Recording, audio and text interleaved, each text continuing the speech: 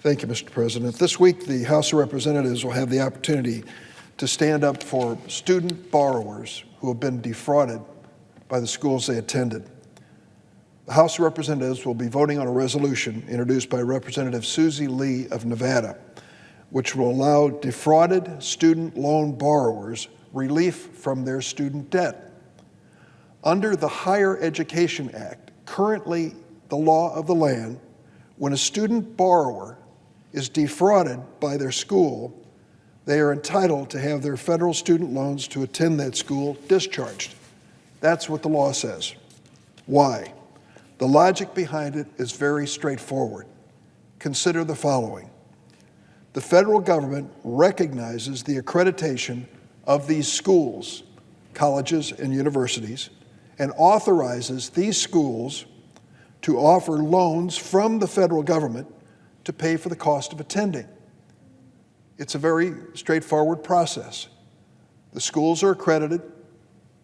The United States government recognizes the accreditation and authorizes the school to offer courses to students, and then goes on to say that students attending those colleges and universities will qualify for federal student loans.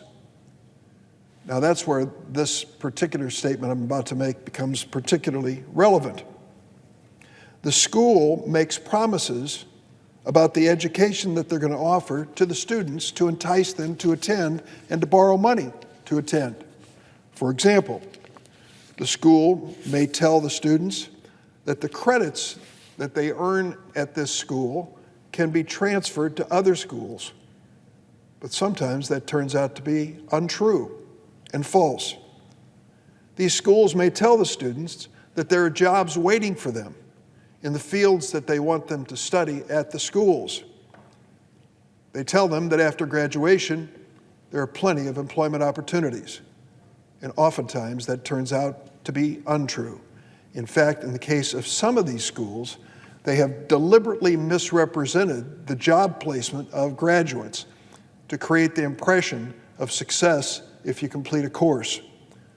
The schools are lying to the students. The school may also promise that if you complete a course at the school, you'll automatically be qualified for certain certifications under state law. Sometimes that turns out to be a lie. They may also tell the students there are certain teachers and courses available to them if they pay their tuition, and that may turn out to be untrue as well. The law that I referred to earlier says that when these types of lies and misrepresentations occur, and the student is misled into borrowing federal student loans based on these misrepresentations, the defrauded student can be relieved of the student loan responsibility under the law. Makes sense. If the student is lied to, takes out a federal loan, and it turns out the school lied to them and defrauded them, we don't want the students saddled with a loan from that school that could literally change their lives. And now we have a new Secretary of Education under President Trump, Betsy DeVos. She has decided to rewrite the rules when it comes to these students receiving relief from the fraud that I've just described. She places burdens on these students that we've not seen before. Basically, she is saying to the students, lawyer up. You just can't make your plea to the Department of Education that you, along with a group of other students, were defrauded by representations in the materials that they distributed or the statements that they made. Not good enough under the new rule written by Secretary DeVos. What she has basically said is that each one of these students now has an individual responsibility to prove that that student was defrauded, that there was a representation to that student, as opposed to being made by the school to all of the students or in its publications and the like. The burdens which Secretary DeVos now places on defrauded students have led to estimates that only 3% of the students who have been defrauded can possibly expect to receive relief from their student debt. 3%. You might say, well, these things happen. It's a buyer beware market. Students ought to know better. Really? When the federal government recognizes an accredited school and says to that school, you can offer federal student loans, do we not bear some responsibility to the student and the family if that school lies and misrepresents facts to the students? 78% of Americans happen to think, yes. We don't want to have students in a predicament where their own futures are going to be somehow compromised because of the fraud by the school. How many students are affected by this? A handful? No.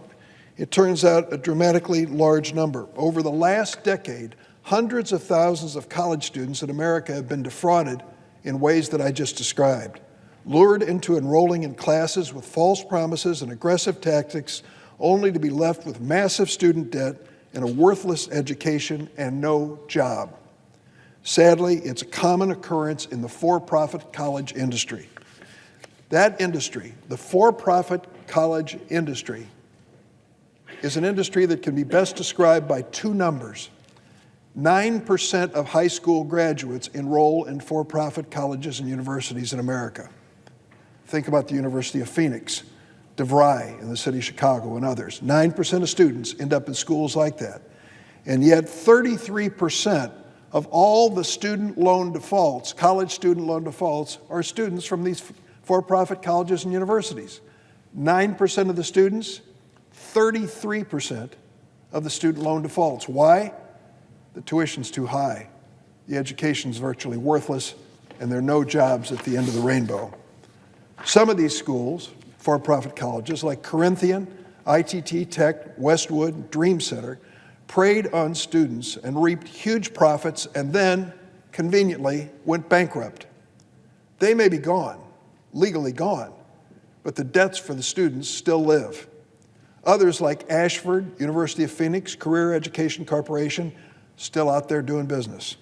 Virtually all of these notorious schools have been the subject of multiple state and federal investigations and lawsuits for unfair, deceptive, and abusive practices.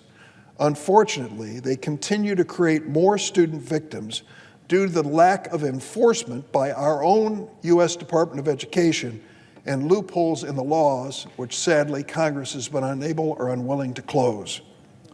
Currently, there are more than 223,000 claims made by students of being defrauded and seeking relief under the Higher Education Act. Over 200,000 student borrowers whose lives have been collared by student loan debt from these worthless, defrauding schools.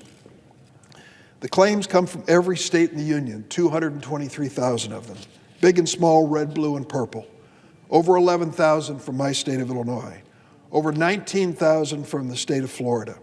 7,800 from Ohio. 6,100 from North Carolina. 3,800 from Colorado. 1,000 from the state of West Virginia. 385 in Maine. 200 in Alaska. The American people believe these defrauded student borrowers and future defrauded borrowers deserve help. According to a poll by New America, 78% of Americans believe students should have their federal student loans forgiven if their schools defrauded them. That includes 87% of Democrats and 71% of Republicans who feel that way. Well, this new rule by Secretary DeVos would not allow borrowers to receive the federal student loan discharge currently in the law. It's why more than 60 organizations are supporting the resolution which the House will vote on this week and the companion resolution I've introduced in the Senate. Among those supporting our effort, the American Federation of Teachers, the National Education Association, the Student Veterans of America, and one that I want to highlight. I see there are others on the floor preparing to speak, so I'm going to abbreviate my remarks here, but I want to make one last point. Among the groups supporting our efforts to undo the borrower defense rule promulgated by Secretary of Education DeVos is the American Legion. And the American Legion sent me a letter last month. And among other things, they said in support of our effort to undo the DeVos rule, that it's been fundamentally unfair to veterans. Listen to what they say about the plight of veterans currently having been defrauded by schools trying to get relief from their loans. This is from James Bill Oxford, National Commander of the American Legion, and he writes, "Thousands of student veterans have been defrauded over the years. Promised that credits would transfer when they wouldn't, given false or misleading job placement rates in marketing, promising one educational experience when they were recruited, but giving something completely different. This type of deception against our veterans and service members has been a lucrative scam for unscrupulous actors. As veterans are aggressively targeted due to their service to our country, they must be afforded the right to group relief. The Department of Education's borrower defense rule eliminates that right. Mr. President, I ask consent that this letter be placed in the record without objection. And I have an additional, I have an additional letter from the Commonwealth of Massachusetts Office of Attorney General. I ask consent that it be included as well. Without objection. Thank you, Mr. President. I'll conclude because I see my colleagues on the floor. You're going to get a chance now, Democrats and Republicans, to undo the mess created by the Secretary of Education. You'll get a chance to stand for these student loan borrowers who've been defrauded, and equally important, a chance to stand up for veterans. How many speeches have been delivered on this floor about the men and women in uniform and those who have served and how much we honor them? Honor them by standing with the American Legion and voting to undo the borrower defense rule of Secretary DeVos. I yield the floor.